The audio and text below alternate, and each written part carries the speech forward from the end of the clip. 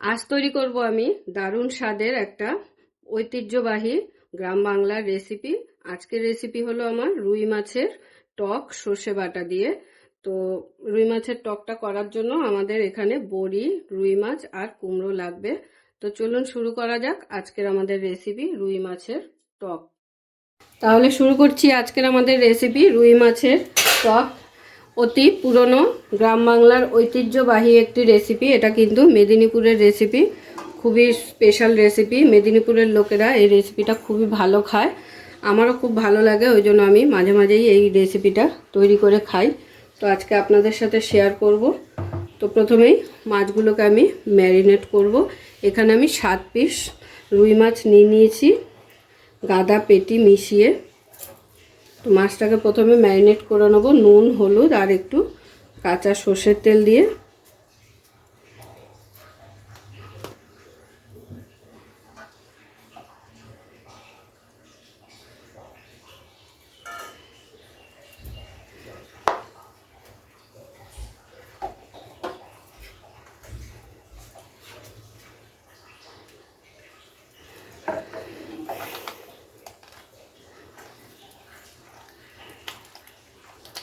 তো মাছগুলো ম্যারিনেট করা হয়ে গেছে, মাছটাকে এবার সাইডে রেখে দেবো। এই রান্নাটায় আমি একটু পাকা কুমড়ো ব্যবহার করব। কুমড়োটা দিলে এই মাছের টেস্টটা কিন্তু দ্বিগুণ হয়ে যায়, খুবই অসাধারণ লাগে খেতে। তো কুমড়োগুলোকে একটু ছোট ছোট করে পিস করে কেটে নেব। আর আজকের রান্নায় টক হিসেবে ব্যবহার করব আমি পাকা তেঁতুল। আর পাকা তেঁতুলটাকে কিন্তু আমি আগে থাকতেই জলে ভিজিয়ে নিয়েছি। আর আপনারা চাইলে যে ছোট আমগুলো হয় সেগুলো নুন দিয়ে শোকানো হয়, অনেকেই শোকায়। এই ঝড়ের সময় যে আমগুলো পড়ে সেই আমগুলোকে শুকিয়ে নেয় নুন মাখিয়ে, সেই নুন মাখানো শোকানো আম দিয়েও কিন্তু এই রেসিপিটা করা যায়। আবার আপনারা চাইলে কাঁচা আম দিয়েও কিন্তু এই রেসিপিটা তৈরি করে নিতে পারবেন। সব রকম অপশানই আছে টক দেওয়া নিয়ে কথা। তো চলুন শুরু করা যাক তাহলে। প্রথমে মাছগুলোকে ভেজে নিতে হবে। তো মাছগুলো ভেজে নেওয়ার জন্য কড়াই বসিয়ে দিয়েছি। কড়াইতে দিয়ে দেবো সর্ষের তেল।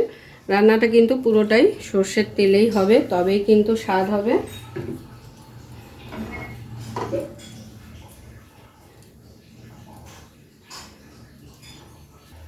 তেলটা যখন এরকম ধোয়া ওঠা গরম হবে তখন কিন্তু মাছগুলো এক এক করে তেলের মধ্যে দিয়ে দেবো। আর এই মাছগুলো কিন্তু খুব বেশি ভাজা যাবে না, হালকা করে এপিট ওপিট করে ভেজে নিতে হবে। আর মাছগুলো ভাজার আগে কড়াইতে দিয়ে দিচ্ছি সামান্য একটু নুন, যাতে মাছগুলো কড়াইয়ের গায়ে লেগে না যায়। আর দিয়ে দিলাম কিঞ্চিত মাত্র একটু হলুদ, দিয়ে একটু নাড়াচাড়া করে দিলাম। দিয়ে এবারে মাছগুলো এক এক করে দিয়ে দেবো।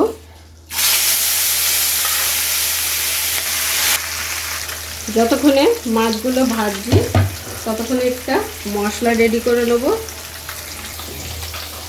তো আমি একটা মিক্সির বাটি নিয়ে নিয়েছি, আপনারা চাইলে মশলাটা হাতেও তৈরি করে নিতে পারেন। দিয়ে দিচ্ছি এর মধ্যে কালো সর্ষে। মাছের পরিমাণ বুঝে সর্ষেটা নিয়ে নেবেন। আমি এখানে 2.5 চামচের মতো সর্ষে নিয়ে নিলাম। তো সর্ষেটাকে প্রথমে শুকনো বেটে নেব। তো দেখুন সর্ষে কিন্তু এইভাবে যদি শুকনো প্রথমে বেটে নেওয়া হয় তাহলে খুব সুন্দরভাবে কিন্তু পেস্ট হয়ে যায়। এরপরে এর মধ্যে দিয়ে দেবো কাঁচা লঙ্কা ঝাল অনুযায়ী।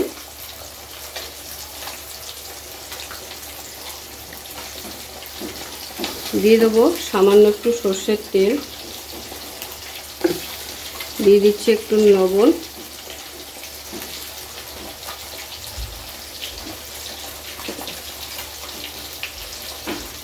আর দিয়ে দেবো জল।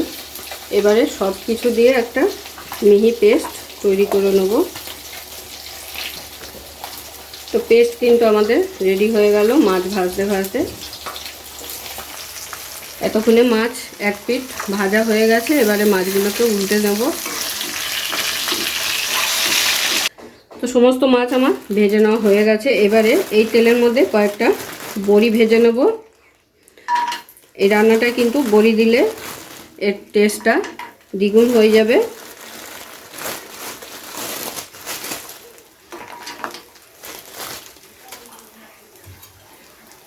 বড়িগুলোকে হালকা লাল লাল করে ভেজে নেব। তো সমস্ত কিছু ভেজে নেওয়ার পালা কিন্তু আমাদের শেষ।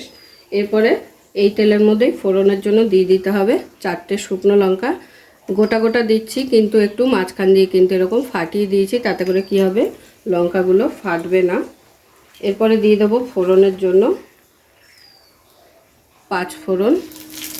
5 ফোড়ন দিলে কিন্তু আলাদাই একটা ফ্লেভার বেরায়, যেহেতু এখানে 5 রকম ফোড়ন আছে। আর দিয়ে দিচ্ছি সামান্য পরিমাণ একটু সর্ষে। এরপরে ফোড়নগুলোকে হালকা নাড়াচাড়া করবেন, তখন দেখবেন একটা খুব সুন্দর ফ্লেভার বেরাবে 5 ফোড়নের জন্য। এরপরে এর মধ্যে কুমড়োটাকে দিয়ে ভেজে নিতে হবে।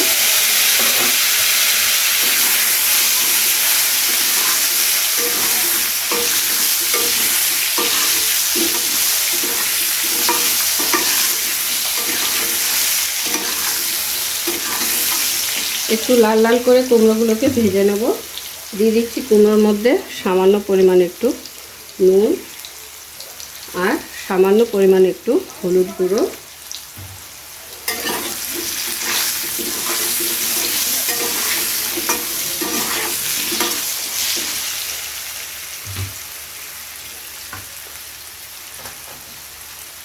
এই রান্নাটা কিন্তু খুবই ঐতিহ্যবাহী একটা মেদিনীপুরের রেসিপি। যারা এখনো পর্যন্ত এইভাবে রুই মাছের টক খাননি, তাদেরকে বলবো অবশ্যই একবার রেসিপিটা তৈরি করে নিতে। খেতে কিন্তু অসাধারণ হয়। আর গরমকালে টক খেতে অনেকেই ভালোবাসে, আর যদি মাছের টক হয় তাহলে তার কোনো কথাই নেই।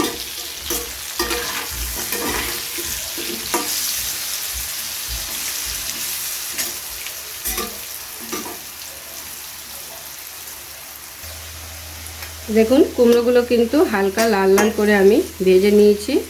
এবারে দিয়ে দেবো কুমড়োর মধ্যে তেঁতুল গোলা জল। তেঁতুলটাকে আমি খুব ভালো করে গুলিয়ে আঁশগুলো ছাড়িয়ে নিয়েছি।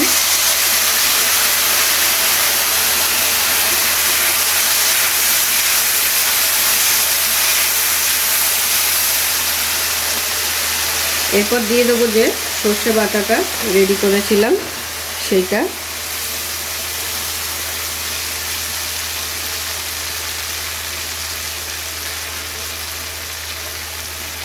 মিক্সির বাটি ধুয়ে একটু জল দিয়ে দিচ্ছি। এবারে কিছুক্ষণ একটু নাড়াচাড়া করে কষিয়ে নেব। তারপরে গ্রেভির জন্য আবারও একটু সামান্য জল দিয়ে দেবো এখানে।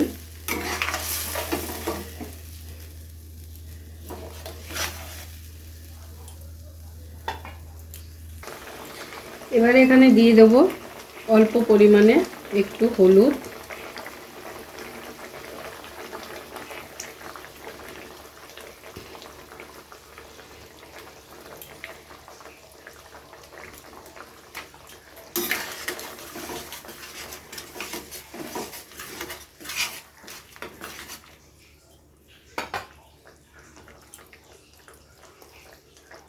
আর দিয়ে দিচ্ছি স্বাদ অনুযায়ী লবণ।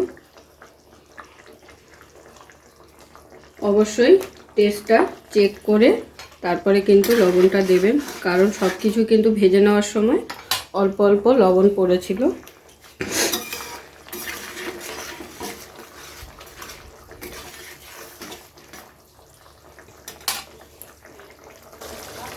তো কুমড়োর সাথে মশলাটাকে বেশ কিছুক্ষণ আমি নাড়াচাড়া করে কষিয়ে নিয়েছি। আর জলটা যে দিয়েছিলাম সেটাও কিন্তু অনেকটা টেনে গেছে, আর কিন্তু টানাবো না, যেহেতু সর্ষে খুব বেশি কিন্তু কষাতে নেই, তাহলে আবার তেতো হয়ে যায়। এবারে গ্রেভির জন্য দিয়ে দিচ্ছি জল।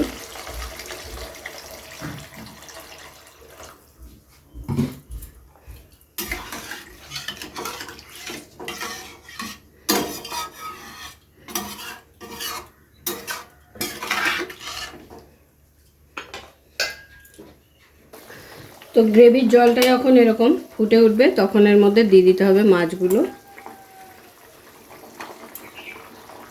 আর মাছগুলো দেওয়ার পর কিন্তু খুব বেশিক্ষণ ফোটানোর দরকার নেই।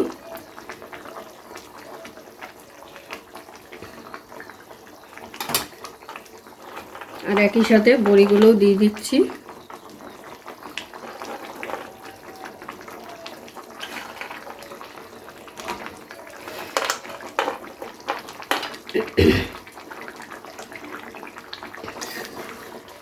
সমস্ত কিছু দিয়ে হালকা নাড়াচাড়া করে দেবো গ্রেভির সাথে।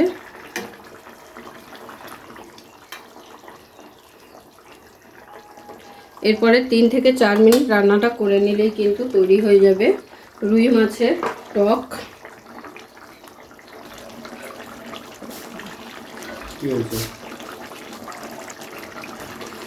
তো দেখুন গ্রেভি কিন্তু আমি আর টানাবো না, এরকম হালকা গ্রেভি কিন্তু রাখতে হবে। আর কুমড়ো কিন্তু খুব ভালো করে সেদ্ধ হয়ে গেছে। এবারে কিন্তু আমি গরম গরম সার্ভ করে নেব। পুরো ভিডিওটা দেখার জন্য সকলকে অসংখ্য ধন্যবাদ। এরকম আরও নিত্য নতুন ভিডিও দেখার জন্য চ্যানেলটি অবশ্যই সাবস্ক্রাইব করে নেবেন আর পাশে থাকা বেল আইকনটি প্রেস করে নেবেন নতুন রেসিপির আপডেট পাওয়ার জন্য। তো সবাই ভালো থাকবেন, সুস্থ থাকবেন। আবারও দেখা হচ্ছে আপনাদের সাথে নতুন একটি রেসিপি নিয়ে।